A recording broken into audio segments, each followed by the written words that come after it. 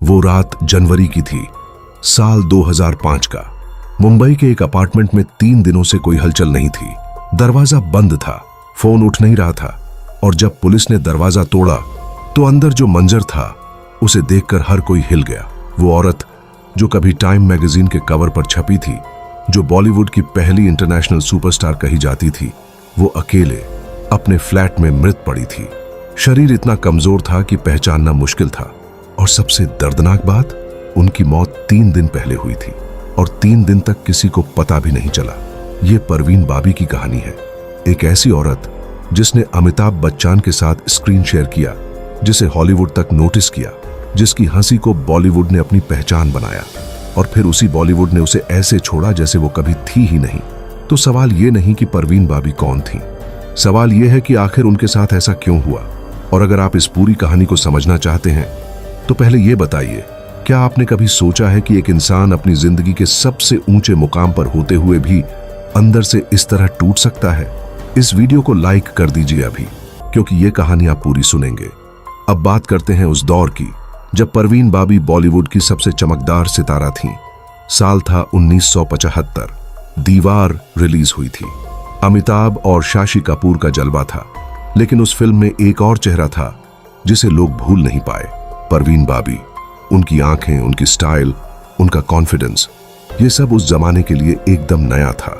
बॉलीवुड की बाकी हीरोइंस जहां साड़ी और घूंघाट में दिखती थीं, परवीन बाबी जीन्स में, लेदर जैकेट में, बिल्कुल मॉडर्न लुक के साथ स्क्रीन पर आती थीं और लोग दीवाने हो गए। दीवार, शान, नमक हलाल, सुहाग, एक के बाद एक हिट्स। अमिताभ के साथ उनकी जोड़ी को लोग इतना पसंद करते थे कि कहा जाता था, अगर फिल्म में परवीन है तो अमिताभ की फिल्म और भी बड़ी हो जाती है। लेकिन ये सिर्फ बॉलीवुड तक नहीं रुका। साल 1974 में टाइम मैगजीन ने परवीन बाबी को अपने कवर पर छापा। वो पहली इंडियन एक्ट्रेस थीं जिन्हें ये सम्मान मिला था। पूरी दुनिया ने नोटिस किया। हॉलीवुड से ऑफर्स आए। डैनी डेविटो की फिल्म ऑक्टोपसी के लिए उनका नाम लिया गया। हालांकि वो डील आगे नहीं बढ़ी, लेकिन उस वक्त परवीन बाबी जहां थीं, वहां से नीचे आना असंभव लग रहा था। तो फिर वो नीचे क्यों आईं? ये वो सवाल है जिसका जवाब बॉलीवुड आज भी सीधे नहीं देता। लेकिन इस कहानी की शुरुआत यहां से नहीं होती। परवीन बाबी का जन्म हुआ था 1950 में, गुजरात के जूनागढ़ में, एक नवाबी घराने में। उनके पिता वली मोहम्मद खान एक नवाब थे। घर में तहजीब थी, रुतबा था, लेकिन पैसों की तंगी भी थी। उस जमाने में नवाबी खानदान सिर्फ नाम के रह गए थे। रियासतें जा चुकी थीं। बड़े बड़े घरों में अब सिर्फ पुरानी यादें थीं और एक अजीब सी जिम्मेदारी थी कि दिखावा बनाए रखो। परवीन इस माहौल में पली बढ़ी, लेकिन उन्होंने कभी इस दिखावे को अपना नहीं माना। परवीन बचपन से ही अलग थीं। पढ़ाई में तेज, सेंट सेवियर्स कॉलेज अहमदाबाद से ग्रेजुएशन किया। उनमें एक इंटेलेक्चुअल डेप्थ थी। वो सोचती थीं, सवाल करती थीं। और उस दौर में जहां लड़कियों से एक्सपेक्ट किया जाता था कि वो चुप रहें, घर संभालें, परवीन ने अपनी जिंदगी खुद चुनी और उन्होंने मुंबई का रुख किया। वो जमाना था 1972 का। मुंबई उन दिनों एक अलग ही शहर था। फिल्म इंडस्ट्री में ग्लैमर था, लेकिन कंपटीशन भी उतना ही था। हर दिन सैकड़ों लड़कियां अपना सपना लेकर इस शहर में आती थीं और ज्यादातर बिना पहचान बनाए वापस चली जाती थीं। लेकिन परवीन उनमें से नहीं थी। मुंबई में उन दिनों मॉडलिंग का काम मिलता था। परवीन ने मॉडलिंग शुरू की। उनका चेहरा, उनकी हाइट, उनका पर्सनैलिटी, सब कुछ कैमरा के लिए बना था। फेमिना, फिल्म फेयर, तमाम बड़े मैगजीन्स ने उन्हें फीचर किया। लोग उन्हें देखते थे और रुक जाते थे। एक ऐसी क्वालिटी थी उनमें जिसे डिफाइन करना मुश्किल था। वो सिंपली सुंदर नहीं थीं, वो मैग्नेटिक थीं। उनके होने से कमरे का एटमॉस्फेयर बदल जाता था और जल्द ही बॉलीवुड ने उन्हें नोटिस किया। पहली फिल्म आई चरित्र, साल 1973 में। फिल्म एवरेज रही, लेकिन परवीन को देखकर लोगों ने कहा, ये लड़की कुछ अलग है, और सच में थी। 1974 में आई मजबूर, फिर दीवार, और फिर एक के बाद एक परवीन का नाम बॉलीवुड की सबसे बड़ी हीरोइंस में गिना जाने लगा। लेकिन सिर्फ फिल्म्स नहीं, उनकी पर्सनालिटी भी उतनी ही बड़ी थी। उस दौर में बॉलीवुड की हीरोइंस एक तरह के मोल्ड में फिट होती थीं। डोसाइल, सॉफ्ट, अच्छी लड़की वाला इमेज। लेकिन परवीन बाबी उस मोल्ड को तोड़ती थीं। वो इंटरव्यूज में सीधी बात करती थीं, अपनी पसंद नापसंद खुलकर बताती थीं, किसी बात को घुमा फिरा कर नहीं कहती थीं, और यही बात उन्हें उस दौर में इतना फैसिनेटिंग बनाती थी। एक जर्नलिस्ट ने एक बार लिखा था, Parveen Babi speaks her mind. In Bollywood that is either brave और foolish, time will tell which one. अफसोस, टाइम ने जो बताया वो बहुत क्रूअल था। उनमें एक ऐसी क्वालिटी थी जो उस दौर की किसी हीरोइन में नहीं थी। वो फियरलेस थीं, बोल्ड थीं, ऑन स्क्रीन और ऑफ स्क्रीन दोनों जगह। जब महेश भाट के साथ उनका नाम जुड़ा तो बॉलीवुड ने भौंचक्के होकर देखा।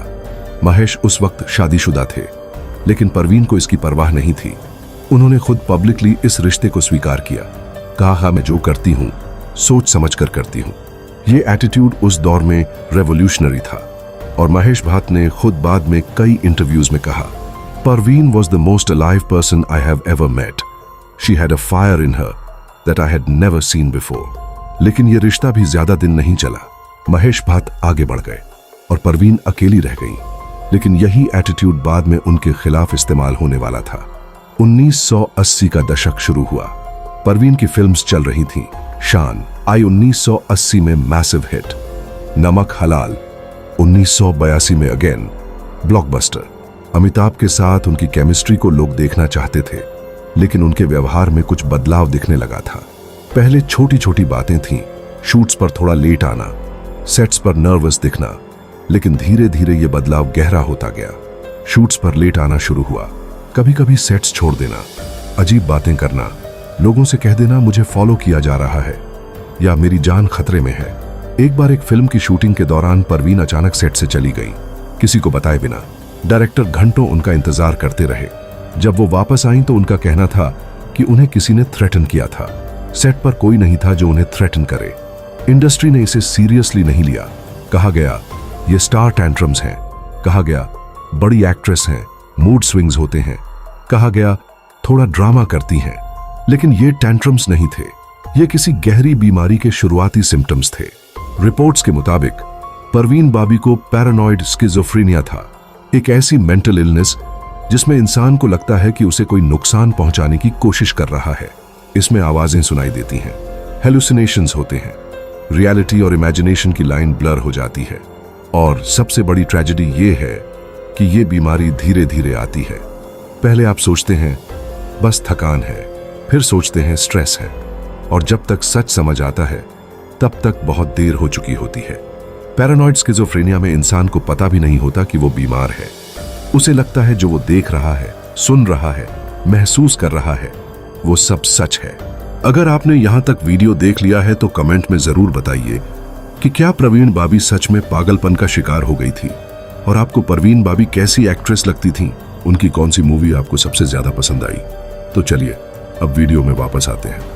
सोचिए, परवीन बाबी रोज उस दुनिया में जी रही थीं जो उनके लिए बिल्कुल रियल थी, जहां उन्हें सच में खतरा लग रहा था, जहां उन्हें सच में लग रहा था कोई उनके पीछे है। और उस वक्त जो लोग उनके आसपास थे वो उन पर हंस रहे थे।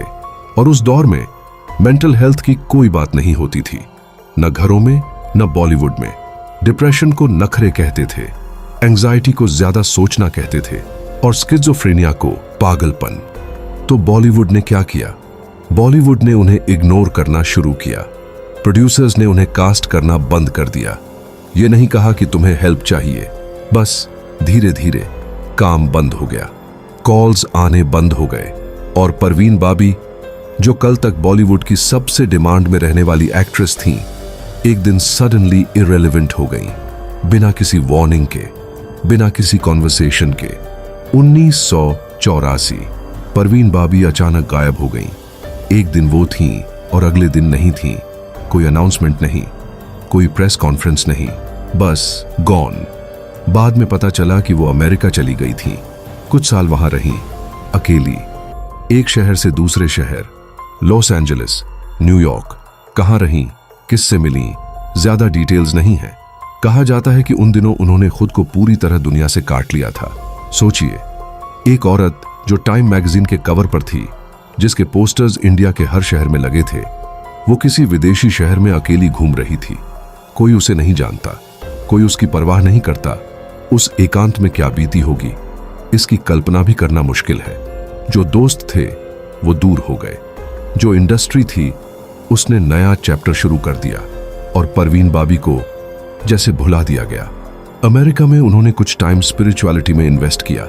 कहा जाता है कि वो डिफरेंट रिलीजन्स और फिलॉसफीज को एक्सप्लोर कर रही थी। शायद वो एक एंकर ढूंढ रही थी, कुछ ऐसा जो उन्हें स्टेबल रखे, कुछ ऐसा जो उस इनर केओस को शांत कर सके। लेकिन वो एंकर कभी नहीं मिला।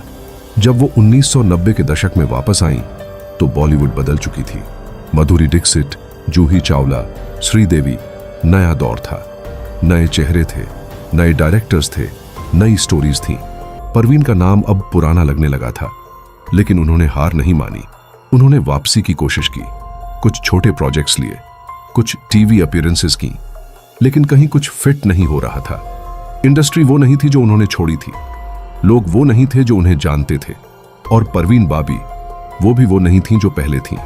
बीमारी अब और गहरी हो चुकी थी और फिर शुरू हुआ वो दौर जो सबसे दर्दनाक था। परवीन बाबी ने एक केस फाइल किया अमिताभ बच्चन और कुछ अन्य बड़े नामों के खिलाफ। ये खबर जब बाहर आई तो पूरे बॉलीवुड में हंगामा मच गया। उनका आरोप था कि उन्हें जानबूझकर नुकसान पहुंचाया जा रहा है। उन्हें लग रहा था कि उनकी जिंदगी को खतरा है, कि कुछ लोग उनके खिलाफ मिले हुए हैं। अब यहां रुककर समझने की जरूरत है। पैरानॉइड स्किज़ोफ्रेनिया में यह होता है, इंसान को जेन्युइनली लगता है वो सच बोल रहा है, उसे जेन्युइनली फियर होता है। उसका ब्रेन उसे एक ऐसी रियलिटी दिखाता है जो बाकी सबसे अलग होती है। परवीन बाबी झूठ नहीं बोल रही थीं, वो वही बोल रही थीं जो उन्हें सच लग रहा था। लेकिन कोर्ट ने उनकी याचिका डिसमिस कर दी। बॉलीवुड ने इसे एक डिस्टर्ब्ड माइंड की बड़बड़ाहट कहा। मीडिया ने उनका मजाक उड़ाया। हेडलाइंस आईं, पागल हो गई परवीन बाबी, बॉलीवुड की फॉलन स्टार जिसे अमिताभ ने रिजेक्ट किया। कहीं कोई ये नहीं बोला, रुको, इस औरत को हेल्प चाहिए। कहीं कोई जर्नलिस्ट नहीं था जिसने लिखा, इस महिला को साइकियाट्रिक ट्रीटमेंट की जरूरत है, मौकरी की नहीं। कहीं कोई फिल्म मेकर नहीं था जिसने कॉल करके पूछा, परवीन तुम ठीक हो? ये वो मोमेंट था जब बॉलीवुड ने सबसे बड़ी गलती की, और केवल बॉलीवुड ही नहीं, हम सब ने। क्योंकि हम उन हेडलाइंस पढ़ते थे और हंसते थे, हम उन्हें ड्रामेटिक कहते थे, हम उन्हें अटेंशन सीकर कहते थे, जबकि वो एक बीमार इंसान थी जिन्हें हेल्प चाहिए थी। एक स्टार को जिसने इस इंडस्ट्री को अपना सब कुछ दिया, उसे मेंटली इल कहकर डिसमिस कर दिया गया। उसकी आवाज को उसकी बीमारी का लक्षण बता दिया गया और उसे अकेला छोड़ दिया गया। कई लोगों का मानना है कि अगर उस वक्त किसी ने भी परवीन की मदद की होती, प्रोफेशनल हेल्प दिलाई होती, तो शायद उनकी जिंदगी की कहानी अलग होती। महेश भाट ने बाद में एक इंटरव्यू में कहा था, मुझे उस वक्त उनके पास जाना चाहिए था, मैंने नहीं गया और ये गिल्ट मुझे हमेशा रहेगा। ये कन्फेशन कितनी देर से आया इसका अंदाजा लगाइए, लेकिन ऐसा नहीं हुआ। परवीन बाबी अपने जूहू के अपार्टमेंट में अकेली रहती थीं। दरवाजा बंद, पर्दे खिंचे, बाहर की दुनिया से कोई नाता नहीं। नेबर्स कहते थे कि उन्हें कभी कभी देखते थे, लेकिन वो किसी से बात नहीं करती थीं, बस एक नजर में देखकर चली जाती थीं। उनके अपार्टमेंट में सामान कम होता जा रहा था, वो बाहर कम निकलती थीं, खाना ऑर्डर करना भी बंद हो गया था। नेबर्स ने नोटिस किया था डिलीवरी बॉयज भी अब नहीं आते, लेकिन किसी ने दरवाजा नहीं खटखटाया। और ये सबसे बड़ा सवाल है, क्या हम उन नेबर्स से अलग हैं? जब कोई हमारे आसपास टूट रहा होता है तो हम कितनी बार दरवाजा खटखटाते हैं, कितनी बार पूछते हैं ठीक हो, या हम भी बस देखते हैं और आगे बढ़ जाते हैं। उन्होंने अपने आखिरी दिनों में खाना पीना बंद कर दिया था। शरीर कमजोर हो गया था, बाल झड़ रहे थे, आंखें धंस गई थीं। वो औरत जिसकी खूबसूरती पर बॉलीवुड को गर्व था, वो औरत आखिरी दिनों में खुद को मिरर में देख भी नहीं पाती थी। और जनवरी 2005 में उसी बंद कमरे में परवीन बाबी ने आखिरी सांस ली। जब उनका शव मिला तो उनका वजन मात्र 35 किलोग्राम था। एक पल के लिए रुकिए, ये नंबर सुनने में छोटा लगता है, लेकिन इसके पीछे जो दर्द है वो शब्दों में नहीं आता। वो औरत जो एक जमाने में बॉलीवुड की सबसे ग्लैमरस एक्ट्रेस थी, आखिर में उसका शरीर इस कदर कमजोर हो गया था, और उनके जाने के बाद जो इंडस्ट्री खामोश रही थी वो अचानक बोलने लगी। ट्रिब्यूट्स आए, आर्टिकल्स छपे, बॉलीवुड की ट्रैजिक हीरोइन जैसे हेडलाइंस आए। अमिताभ बच्चन ने कंडोलेंसेस दिए, महेश भाट ने इमोशनल स्टेटमेंट दिया।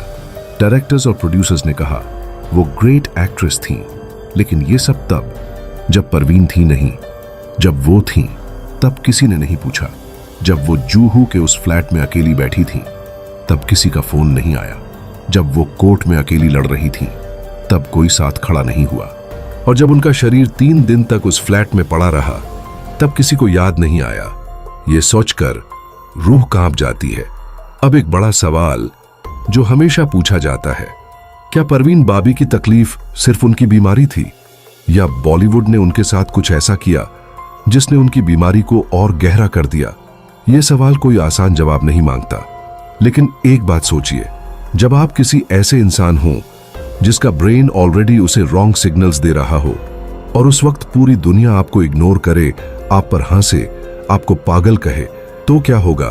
वो आइसोलेशन और गहरी हो जाएगी, वो बीमारी और बढ़ेगी, वो इनसिक्योरिटी और मजबूत होगी। बॉलीवुड ने शायद जानबूझकर कुछ नहीं किया, लेकिन उनकी इंडिफरेंस, उनकी उदासीनता, वो जरूर एक फैक्टर था। एक स्टार जिसने 5-6 साल तक इस इंडस्ट्री को ब्लॉकबस्टर्स दिए, उसे जब काम की जरूरत थी तो काम नहीं मिला, जब साथ की जरूरत थी तो साथ नहीं मिला, जब एक आवाज की जरूरत थी तो आवाज नहीं मिली। और ये बॉलीवुड का एक बड़ा पैटर्न है। यहां सक्सेस को सेलिब्रेट किया जाता है, लेकिन स्ट्रगल को नहीं। यहां जब तक आप डिलीवर कर रहे हो तब तक आप फैमिली हो। जैसे ही डिलीवर करना बंद हुआ, आप स्ट्रेंजर हो जाते हो। परवीन बाबी ने बॉलीवुड को जो दिया वो था एक ऐसी आइडेंटिटी जो उससे पहले किसी इंडियन एक्ट्रेस ने नहीं बनाई थी। वो इंडिया की पहली ट्रूली ग्लोबल फिल्म पर्सनैलिटी थी। उन्होंने दिखाया कि एक इंडियन वुमन बोल्ड हो सकती है, फियरलेस हो सकती है, स्क्रीन पर और जिंदगी में, दोनों जगह। उन्होंने उस एक मोल्ड को तोड़ा जिसमें बॉलीवुड हीरोइंस को फिट किया जाता था, और उसके बाद आने वाली हर बोल्ड, कॉन्फिडेंट, इंडिपेंडेंट हीरोइन, चाहे वो माधुरी हो, प्रियंका हो, दीपिका हो, उन सब के रास्ते में परवीन बाबी का एक बड़ा हाथ है। लेकिन उस पाथ को पेव करने वाली औरत को कोई क्रेडिट नहीं दिया। और बॉलीवुड ने उन्हें क्या दिया? पहले स्टारडम, फिर साइलेंस, और आखिर में सिर्फ एक ओबिचुअरी। अब जरा पीछे जाइए, 1980 का दशक। एक बात जो बहुत कम लोग जानते हैं, परवीन बाबी ने उन दिनों कबीर बेदी के साथ एक रिलेशनशिप में थी। कबीर बेदी उस वक्त इंटरनेशनली भी काफी पॉपुलर थे। इटालियन टीवी सीरीज संडोकान के बाद उनका नाम यूरोप में भी था। परवीन और कबीर की जोड़ी बॉलीवुड में काफी चर्चित थी।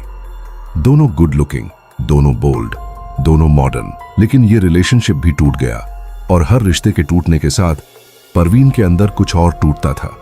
इंसान की मेंटल हेल्थ सिर्फ ब्रेन केमिस्ट्री से नहीं बनती, उसमें रिलेशनशिप्स होती हैं, सपोर्ट सिस्टम्स होते हैं, वो लोग होते हैं जो कहते हैं मैं हूं, तुम ठीक हो। परवीन बाबी की जिंदगी में ये सब था, और फिर नहीं था। ये वो वैक्यूम था जिसे उनकी बीमारी ने भर दिया। कहा जाता है कि उन्होंने एक वक्त पर इस्लाम में बहुत गहरी आस्था ढूंढी, नमाज पढ़ती थीं, कुरान पढ़ती थीं। उन्हें लगता था शायद यहां कुछ मिले जो जिंदगी में नहीं मिला। और ये कोई वीकनेस नहीं थी, ये एक इंसान की डेस्परेट सर्च थी, पीस के लिए, स्टिलनेस के लिए।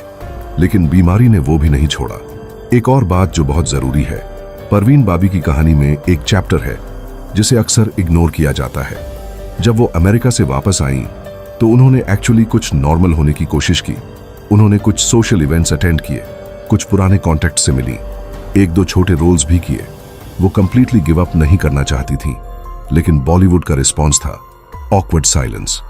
लोग उनसे मिलते थे, बात करते थे, और फिर उन्हें काम नहीं देते थे, क्योंकि अनप्रेडिक्टेबल का लेबल लग चुका था, क्योंकि रिस्की का स्टैंप लग चुका था।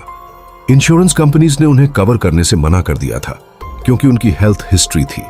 और जब कोई एक्ट्रेस इंश्योर्ड नहीं होती तो प्रोड्यूसर्स उसे फिल्म में नहीं लेते। यह बिजनेस डिसीजन था, लेकिन इस बिजनेस डिसीजन की कोई इंसानी कीमत थी जो किसी ने नहीं सोची। परवीन बाबी ने एक बार एक जर्नलिस्ट को कहा था, मुझे काम नहीं चाहिए, मुझे बस यह जानना है कि कोई है जो मुझे इंसान समझता है। ये लाइन पढ़कर रुकिए। एक ऐसी औरत जिसकी हंसी पर बॉलीवुड ने करोड़ों कमाए, वो यही मांग रही थी, बस इंसानी इज्जत, और वो भी नहीं मिली। अब बात करते हैं उस सवाल की जो आज भी रेलेवेंट है, क्या बॉलीवुड बदला है? कुछ हद तक हाँ। आज मेंटल हेल्थ की बात होती है। दीपिका पादुकोणे ने खुलकर डिप्रेशन की बात की, अनुष्का शर्मा ने एंजाइटी के बारे में बोला, कुछ अवेयरनेस है, लेकिन कुछ चीजें नहीं बदली। आज भी जब कोई स्टार स्ट्रगल करता है तो मीडिया उसे स्पेक्टिकल बना देता है। आज भी जब किसी की करियर स्लो होती है तो इंडस्ट्री उसे रिप्लेस कर देती है। आज भी मेंटल हेल्थ को जेन्युइनली एड्रेस करने का कोई स्ट्रक्चर्ड सिस्टम नहीं है। और सबसे बड़ी बात, आज भी जो लोग फेम की दुनिया में हैं वो अक्सर सबसे ज्यादा अकेले होते हैं, क्योंकि फेम के साथ साथ एक इनविजिबल वॉल आती है।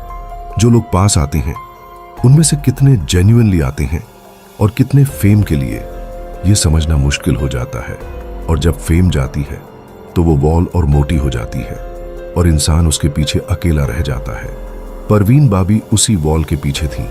1984 से 2005 तक 21 साल वो उस वॉल के पीछे रही, और जब वॉल टूटी तो बहुत देर हो चुकी थी। लेकिन परवीन बाबी की कहानी सिर्फ ट्रेजेडी नहीं है, उनकी कहानी एक आईना है उस सिस्टम का जो अपने स्टार्स को तब तक चमकाता है जब तक वो काम के हों, और जैसे ही वो थोड़ा कमजोर पड़े उन्हें रिप्लेस कर देता है। ये सिर्फ परवीन की कहानी नहीं है, ये सिल्क स्मिथा की कहानी है, दिव्या भारती की है, गुरु डोट की है, सुशांत सिंह राजपूत की है, और न जाने कितने ऐसे चेहरों की जिन्हें हम याद नहीं रखते। हर बार एक नाम उठता है, हम कुछ दिन बात करते हैं, फिर भूल जाते हैं, और फिर अगला नाम आता है, और ये साइकिल चलती रहती है। बॉलीवुड एक बहुत बड़ा सपना बेचता है, लेकिन उस सपने के पीछे एक बहुत कठोर रियलिटी होती है, जहां इंसान की जगह उसकी इमेज होती है, और जब इमेज पुरानी पड़ जाए तो इंसान को भी पुराना मान लिया जाता है। परवीन बाबी ने जो झेला वो आज भी रेलेवेंट है। आज भी इंडस्ट्री में लोग मेंटल हेल्थ की बात करने से डरते हैं। आज भी वीक दिखने का डर होता है। आज भी सिस्टम उन्हीं को सपोर्ट करता है जो चलते रह सकते हैं। जो रुक जाएं, उन्हें पीछे छोड़ दिया जाता है। और यही इस कहानी का सबसे बड़ा सबक है। जब हम परवीन बाबी को याद करते हैं तो सिर्फ उनकी फिल्म्स याद मत कीजिए, सिर्फ उनका ग्लैमर याद मत कीजिए। याद कीजिए वो आंखें जिनमें एक जमाने में पूरी दुनिया का कॉन्फिडेंस था।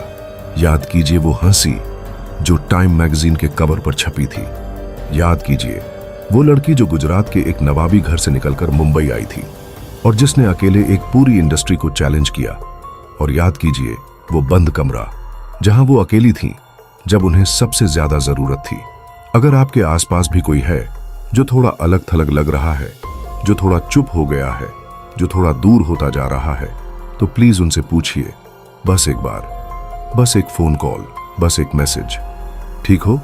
इन 2 शब्दों की कीमत आपको पता नहीं होती, लेकिन सामने वाले को पूरी दुनिया लग सकती है। इस कहानी की शुरुआत हमने एक बंद दरवाजे से की थी और अंत भी वहीं होता है, लेकिन उस दरवाजे के पीछे जो सवाल है वो खुला है और शायद हमेशा खुला रहेगा। परवीन बाबी के साथ बॉलीवुड ने क्या किया, वही जो हम सब कभी ना कभी करते हैं। जब कोई चमकता है हम उसके पास आते हैं, जब वो बुझने लगता है हम दूर हो जाते हैं, और बस यही सबसे बड़ी ट्रेजेडी है। परवीन बाबी नहीं रही, लेकिन उनकी आंखों का वो कॉन्फिडेंस वो आज भी हर उस इंसान में जिंदा है जो अकेले लड़ रहा है। और अगर आप ये वीडियो यहां तक देख चुके हैं तो कमेंट में लिखिए सिर्फ एक शब्द, याद है। बस इतना काफी है।